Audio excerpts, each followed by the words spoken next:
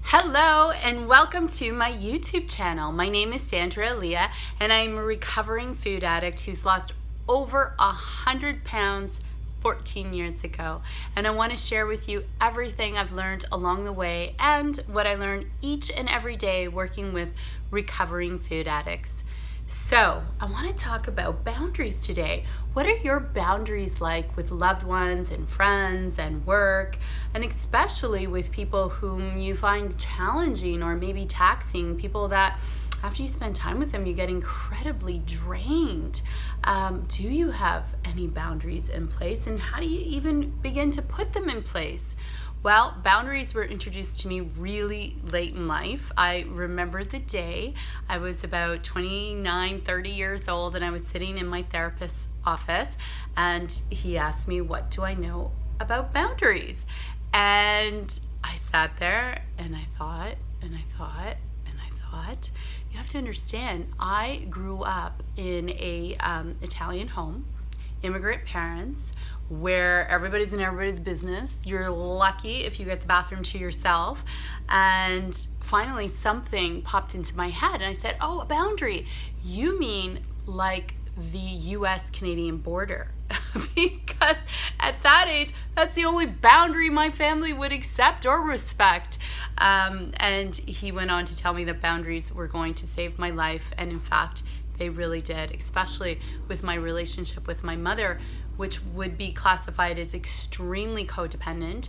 My mother was sick my entire life. She had me later in life, and she suffered from bipolar disorder, and she suffered from morbid obesity and food addiction. So as you can imagine, she wasn't available for me, and we reversed roles, and I took care of her for the better part of my life and had to learn a way at the age of 30 how to untangle that codependent relationships or that relationship, and that way was with boundaries. So I think sometimes people get a little bit confused when it comes to boundaries, and I hear people say, I'm going to communicate my boundaries and you must honor them. Well, here's the truth. Nobody needs to respect your boundaries unless they're breaking the law. If they're breaking the law, by all means, then you need to, take appropriate action. But the truth is, I cannot call 911 and say that my sister is always late for dinner and we've been waiting for an hour, and it's super disrespectful because they don't care.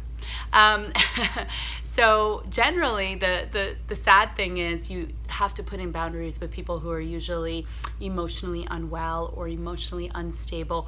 Rarely do we need to put in boundaries with people who are healthy and respectful and stable. Those are generally people we don't need to put in boundaries. It's usually those emotional vampires in our lives.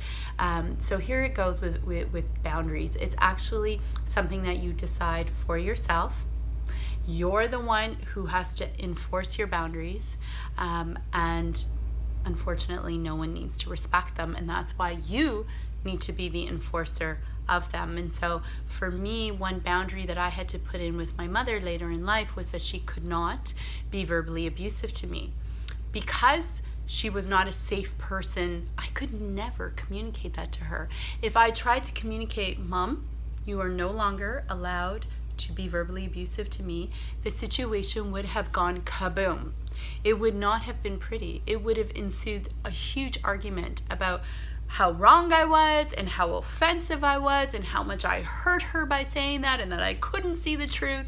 And it was just a conversation that would go nowhere. So what I decided was that was my boundary, and I was the enforcer of that boundary, which meant I had to show her through my actions that I would no longer tolerate verbal abuse. And understand that whenever you put in a boundary with someone, it's usually doesn't go well. I always say you've been dancing a certain way with somebody your whole life, and then one day you say, I'm changing the steps.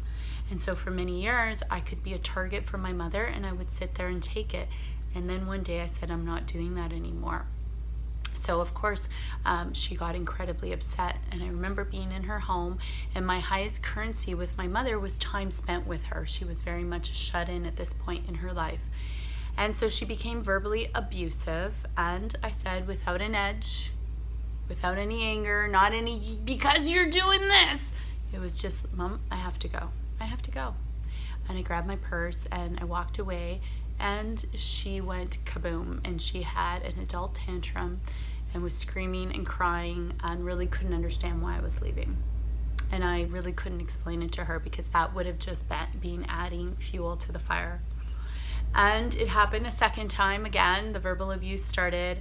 I, again, with no edge, so quietly, so peacefully, as lovingly as I could say, "Mom, I need to leave now." And again, it was fireworks on her part. Very distraught, very upset. And I was distraught and upset. And that's what makes enforcing boundaries so difficult, because in the beginning it's uncomfortable and nobody feels good. However, the third time, an absolute miracle happened. She started with the verbal abuse.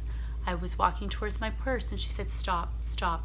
I won't continue as long as you stay. I'll stop, I promise." And we were done.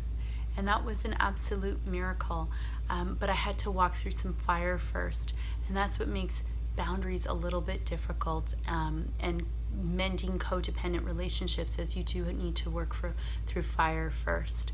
So I hope this was helpful. If it was, please share this video with anybody you know struggling with boundaries and emotional vampires in their life. Subscribe to my YouTube channel because I have a new program starting on July 25th. It's a 4-week end of addictive eating program. And if you subscribe to my YouTube channel, your name will be put into a draw to receive a free spot.